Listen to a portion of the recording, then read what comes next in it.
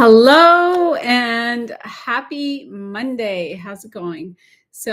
I'm Julie with Balanced Life with Julie, regenerative health practitioner and holistic nutritionist. And today I am going to be sharing with you about hypothyroidism. So, this is part two. If you did not see my video last week, make sure that you check back on my page and you check out that video. And for those of you that don't know what regenerative health is, in regenerative health, the focus is really on addressing the root causes of chronic illness. So last week I spoke about hypothyroidism. This week, in terms of hypothyroidism, I really want to focus on the diet component of it. Food is important in everything, and it's definitely important when it comes to chronic illnesses. And I know that a lot of people have this mistaken belief, and there's even many, many people in the health and wellness space who say that diet isn't that important and it doesn't matter, and that it's okay to quote unquote have some treats occasionally. But it's really important to understand that what you put in your body, food is energy and information, and it does have an impact on how your body functions or doesn't function. And when you consume foods that are really, really inflammatory, especially if you already have a health condition, it makes things worse. So number one on my, let's see, it's hard to rate these because as I think about the different types of foods and the impact that they have on health, ideally it's best to avoid them because they're pretty much non-food. But top on my list is definitely dairy. I think I talked about this on another video, or maybe it was in my membership, but dairy is highly, highly inflammatory. It is mucus forming. The components within dairy are very problematic for the human body because it was never designed for the human body. It's designed for a calf. And so when we insist on ingesting dairy, it creates a problem. But here's the thing I want to point out. For those with thyroid conditions in particular, the casein, which is the protein in dairy, it creates an antibody response within the body. And those antibodies actually turn around and attack the thyroid. So if you're dealing with a thyroid condition, whether it's hypothyroidism or hyperthyroidism, you really do have to get off dairy immediately. And you're going to notice a difference in how you feel because your body's not going to be constantly igniting this inflammatory response. Right up there is animal products, meat. Same idea. It's the proteins within the animal products that create this antibody response, which turn around and attack your thyroid. And so that it's really, really important to understand that when you're putting these types of things into your body, there is a negative side effect. And yes, maybe there's some nutritional benefit, very little actually, to be honest, but the side effects and the downside is so considerable that it's not worth it. And I've talked about this in other videos. Animal products in general and dairy are very, very hard for your body to break down. It takes a tremendous amount of effort and energy. And that means that your body has less energy for repair work. It has less energy to do other things. But for those who are dealing with thyroid conditions in particular, because your body's already in a compromised state, putting more work on top of it makes it harder. Processed foods, fast foods, those, I call them food because that's how people, have been conditioned to think of them, but they really are non-foods and they're very, very toxic to your body. Again, very hard on your digestion, a lot of additives, preservatives, toxic chemicals. And in general, when you're increasing the toxic load within your body and you already have a health condition, you're compromising an already compromised system. So, this one's going to upset some people. Alcohol. Alcohol inhibits T3 and T4. T4 is the inactive form of thyroid hormone. T3 is the active form. And both alcohol and caffeine both inhibit the function of T3 and T4. So these are things that I would definitely encourage you if you're dealing with thyroid conditions to get rid of them from your diet altogether. If you don't know my story, I struggled with hypothyroidism and Hashimoto's for years. And before I became a regenerative health practitioner, before I understood nutrition to the depth that I understand it now, I had the same beliefs that a lot of people have, which is, well, I can eat clean during the week and just a little bit on the weekend. And what's the big deal? That little bit on the weekend sets your body back days, depending on what you're having. Alcohol in particular, it takes your body days and days to really process it. And if you're the type of person who has a drink on Friday night and has a drink on Saturday night, and maybe like a mimosa with brunch on Sunday, by the time the next weekend rolls around, your body is still processing the alcohol from the previous weekend. So, even if you are trying to do better by your diet, it's like one step forward, three steps back, and you find yourself not getting anywhere fast. So those are some of the top dietary things to eliminate. And so let's talk about the things to add, right? There are things that you want to be adding. I encourage all my clients to put more living foods into their body because you're going to get more raw living enzymes. You're going to get more nutrients. You're going to be able to alkalize your body. That's going to give your body a lot more sustenance. Plus, when you're focusing on raw living foods, you actually make digestion a lot easier. So you may be asking yourself, what do you mean raw living foods? I mean things like fruits and vegetables, sprouts. Those are raw living foods, or, sprouted lentils, sprouted beans. Those are things that our body is actually designed to break down. And there's a benefit to your gut microbiome because your gut microbiome, and I did two videos 2 weeks in a row talking about gut health, but your gut microbiome only thrives on plant foods. Only. That's its only food source. So when you're putting processed foods and fast foods and alcohol and coffee and dairy and meat into your body, thinking that you're doing your body some good, you're actually really damaging your gut microbiome. So, a lot of my clients, I actually encourage them to have fruit for breakfast because fruit digests the fastest. You'll be able to access the glucose from fruit. Fructose gets converted to glucose in your body, and then glucose plus oxygen at the cell level converts to ATP, which is known as adenosine triphosphate.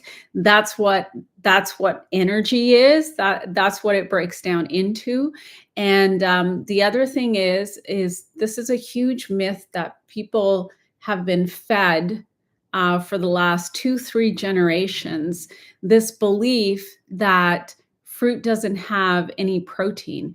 In fact, all fruit, all vegetables, all plants have all the essential amino acids that your body needs in order to take those amino acids to make hormones, enzymes, muscle tissue, collagen. And in fact, it's in a much more readily available form than when you're eating complex proteins. When you're eating complex proteins, whether it's from things like lentils or beans or from animal products, those amino acids within that protein aren't accessible. So now your body has to work very, very hard to break them down in order to get the amino acids. And it's not able to extract 100% of the amino acids. It only gets a little portion of it. The rest gets discarded as waste, and it actually stresses out your gut and your kidneys. This is why so many people have kidney issues, because they're overdoing it on these animal proteins. And the body is like, your utilization of animal proteins is anywhere from 15 to maybe 40%. And the rest of it gets discarded. It gets turned into uric acid, and it stresses the kidneys. And that's why we have this uptick in people who have kidney issues, right? So it's really, really important to understand how what you're putting in your mouth, how it impacts your body. And especially if you're someone who's dealing with hypothyroidism or Hashimoto's, and 90% of the people who have hypothyroidism also have Hashimoto's, which is an autoimmune condition. So a lot of times people get really, really focused on the hypothyroidism and they forget the Hashimoto's. Well, Hashimoto's is autoimmune, which means that we have to go a lot deeper. You got to go beyond diet. Diet is only one part of the puzzle. There's much more work that needs to be done. And I'm going to do a part 3 on this, because a part 3 a part 3 is necessary. So you may be watching this video going, well, what the heck do I eat? Well, go to your, I personally am not a huge fan of grocery stores, because I find most grocery stores sell a lot of GMO foods, and I personally try to avoid GMO foods as much as possible. This is why I have a partnership with a regeneratively grown superfoods line, because I prefer to have their food, which I know is clean and non-GMO and regeneratively grown, to what is sold in a grocery store. I also grow sprouts at home. In fact, I have a batch going right now, and we're actually strategizing on how to grow more and more of our own food, so that eventually we are not a part of the grocery store model at all. If I could figure out how to grow my own fruit, I would be golden. I'm working on that. But, start adding in more fruits, because what that's going to do is, especially if you're dealing with hypothyroidism, what that's going to do is going to start to break up the lymphatic stagnation within your body. It's going to start to move the trash out of your system, and just focus more on living foods. Don't buy stuff that comes in a package, right? If you go to a grocery store and you look at all those aisles of food, quote unquote food, and that, they have these pretty packages, and some of them have cool slogans on them, and they say no fat, no this, no that. It's not food. It's not food, right? There's no living enzymes or nutrients within that food. All the additives and the preservatives in whatever that is was designed to make maximum profit for the company that makes that quote unquote food, and it's not designed to actually benefit anyone's health. So if you can start to look at food as, does it have energy? Are there any living enzymes? How is my body going to feel? Then you can start to drastically change and improve your health, especially if you're dealing with hypothyroidism. I know for me, like when I got onto the superfoods, I did a 6-month protocol with that focused on my nutrition, my gut health, addressing parasites. And by the end of the 6 months, I was off thyroid meds, and I've been off thyroid meds now for over 5 years. So this clearly works when you take a really focused, systematic approach and take it seriously. And hypothyroidism and Hashimoto's is reversible, as are other autoimmune conditions. This is one of the other big myths out there. Excuse me, I think I might have to sneeze. Give me one sec. Nothing like doing that on a live. Anyway, The one of the big myths out there is that autoimmune is this mystery thing and you don't know how to solve it. And oh my God, it's not true at all. The body is self-healing. You just have to learn how to heal it.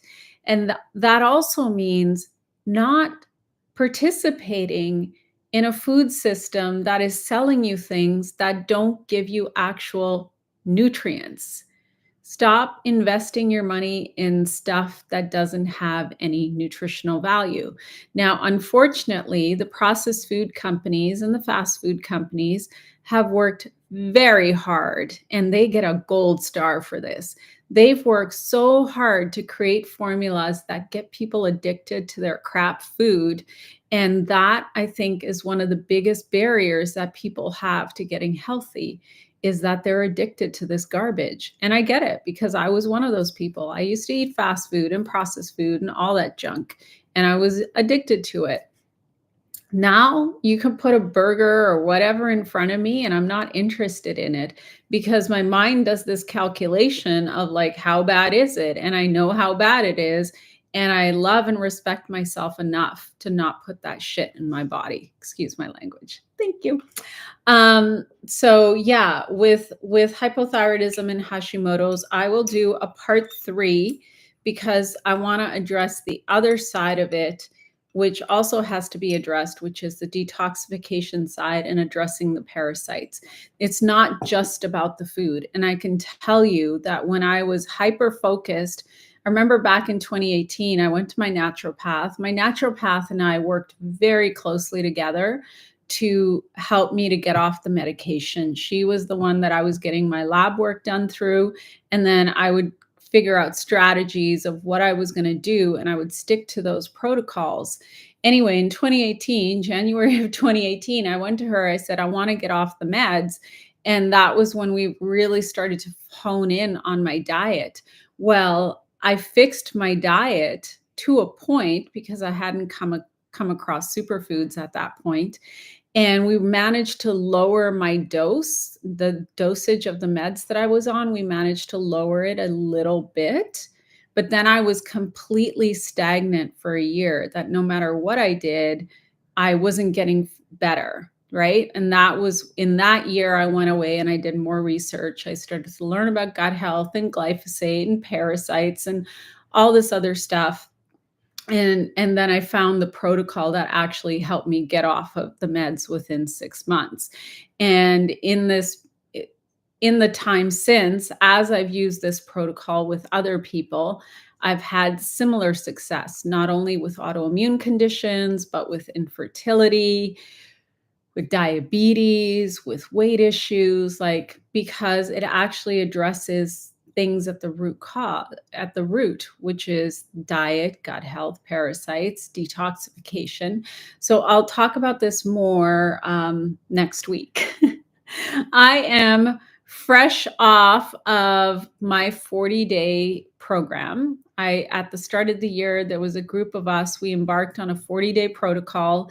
And I was the one in the group that decided that I just wanted to do 31 days of just superfoods because I'd never really done that before. I'd always done superfoods and fruit or superfoods and juices and some other things. But this was the first time that I just did superfoods. And I wanted to see, number one, how would I feel? What would my energy be like? Would it like impact my health in a negative way? Actually, quite the opposite. It was totally positive. I had lots and lots of energy.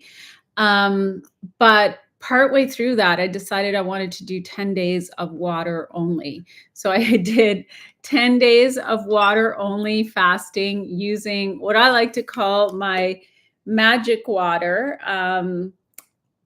Like this with frequencies. It has, I'll turn on the frequencies. I'll turn on energy frequencies. It has frequencies in the lid. So I did this for like, you can see this a little bit. I did this for 10 days solid, just water. And I did shoot a couple of videos, like a day 6 update and a day 10 update. Those videos are going to be coming out very, very soon. But yeah, here I am fresh off the 10 days of water and a month 31 days of superfoods, and I feel amazing. I wish everybody would do these kinds of deep dives into their own health and give their body permission to heal because these addictions that we have, one of the biggest addictions that people have is to food and the things that they're used to putting habitually into their mouth, not really questioning, like, why am I eating this? Where is this coming from? Am I trying to stuff down an emotion? But there's nothing like getting on a protocol to really get you to think differently. And I was happy that all of us that did the protocol, we've examined our relationship with food and have made some new decisions about what we want to do going forward in a positive way. So I wanted to real quick before I end this live, do a little, I like to do a little bit of mindset shifting or mindset talking on these videos because I think it is so, so important. Everything begins in the mind. As we think, so we become, said the Buddha. And interestingly, just to go back to food, when you're putting things into your body that don't have any living enzymes or nutrients, it profoundly affects your gut health, which profoundly affects your mood because 90% of the serotonin in your body is in your gut. I have lost count of the number of people that I've worked with that as soon as we change their diet, suddenly their mindset starts to change for the positive and their mood starts to change for the positive. So there is a connection between our state of mind and what we're putting into our body. So this week, I really wanted to talk about where you put your focus. Like, where you put your focus is where you put your energy. And the more you focus on the negative things, and I've noticed this, especially the last few weeks, I don't listen to the news. I have no idea what's going on in the world. No idea. And that's on purpose because I'm very careful of the inputs that I allow into my awareness. And there's no shortage of negative things to focus on at any point in time. Now, I'm not saying that you spiritually bypass things either, that you just like live in this world where you're like, well, there's nothing wrong. But there is an equation that I think will really help you. And that equation is 10%. Put 10% of your awareness and your energy on what the problem is. And then 90% open yourself up to the possible solutions. So you're not denying stuff, certain things are going on in your life or certain things need attention. But you're also not fixated on what's wrong. Because as I've said many times, as I've talked about this, is that because everything is energy and frequency, the more we focus on the negative, the more negative comes to us. And we start to magnetize it towards us. But the more we can focus on possible solutions, possible outcomes, better outcomes or outcomes we actually want to see, the more that will start to come into our awareness and our consciousness. And it is really, really important because most people get sucked into the negativity. And that's all they talk about. Case in point, there's a neighbor that I go on bike rides with in the summertime. And last week we went for a walk.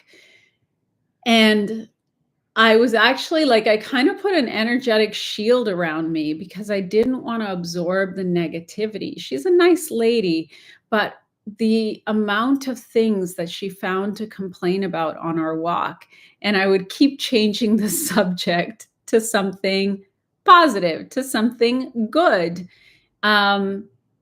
Because I didn't want to live there. That's not where I like to live. And you will notice that if you yourself just do this as an exercise for the next week, make it a practice to not complain about anything. Doesn't matter.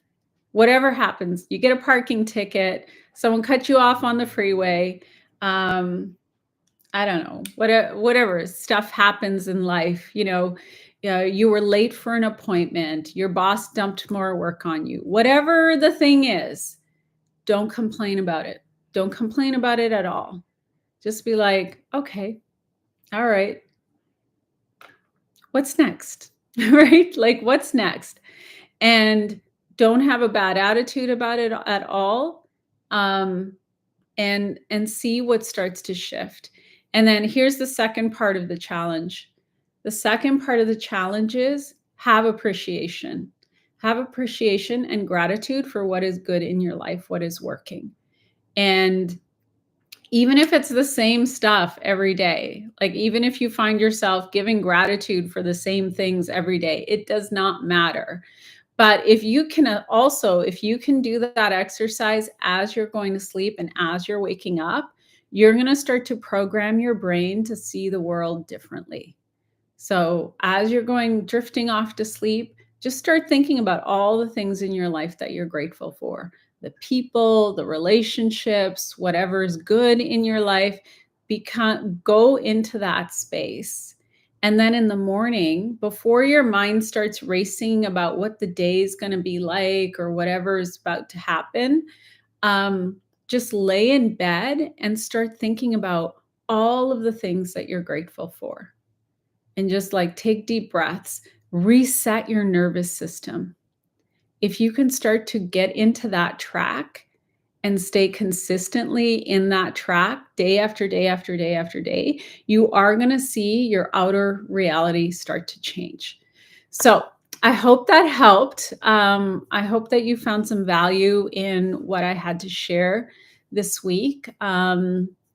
If you're wanting to dive deeper in your health, especially if you're dealing with autoimmune conditions or gut issues, or you're like, you really want to address parasites, I think everyone should address parasites.